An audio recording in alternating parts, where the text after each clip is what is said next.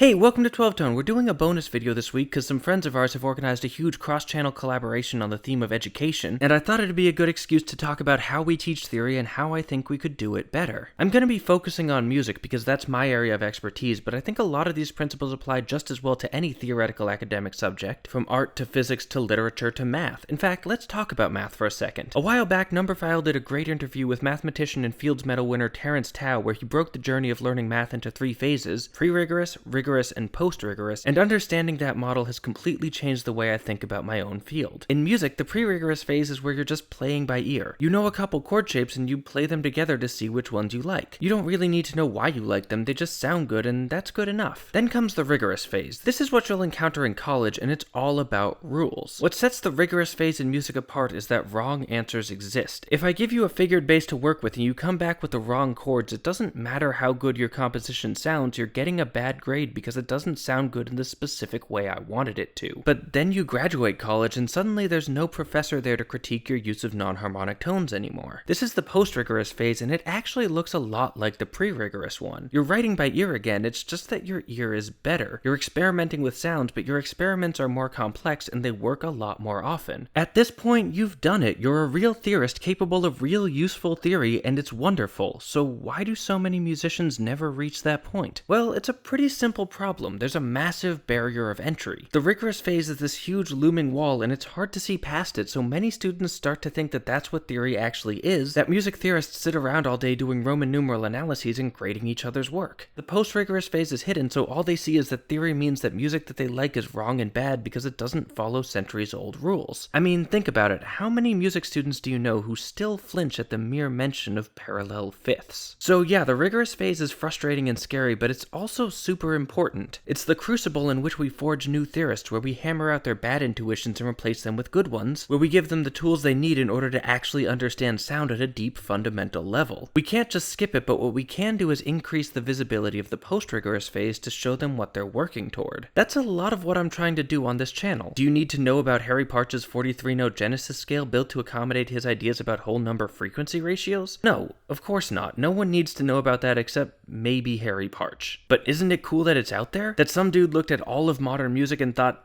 nah, this doesn't work for me, I'm just gonna make my own thing. I think it is, and I think a lot of people would be surprised to learn that that's the sort of thing music theorists do all the time. We invent new ways to make music, or new ways to understand music, or just new ways to listen to music, but when all you're doing is memorizing the order of accidentals in a key signature, that's pretty hard to imagine. So that's what I'm doing, but what can we do in classrooms? How can teachers better communicate the actual value and nature of music theory? Well, besides showing 12-tone videos, I'm not entirely sure. I'd love to hear y'all's thoughts on this. More open-ended composition assignments might help. I remember back in Theory 4, our final project was just writing a 32-bar jazz song, and the only real restriction was that the verse was in D and the bridge was in A flat. Beyond that, we could do whatever we wanted, and a lot of people came up with some really clever pieces of music, but we'd already taken plenty of theory by that point. I don't know how to do stuff like that for students who are still learning how to put chords together. It's an interesting challenge, but I think a good first step is just recognizing that the problem exists at all, that just hammering new students with 100 rules to memorize is overwhelming, and it's costing us lots of potentially great theorists. That's my view anyway. If you want to hear more thoughts on education, a lot of my friends have made videos about it to help celebrate the return of the school year, including videos on the history and etymology of schools, the neuroscience of learning, and a discussion of the value of grades from an actual high school English teacher. There's a link to that playlist in the description, and I highly recommend you check it out. Anyway, thanks for watching. If you want to help make these videos possible, please consider supporting 12 Tone on Patreon or checking out our store. You can also join our mailing list to find out about new episodes, like, share, comment, subscribe, and keep on rockin'.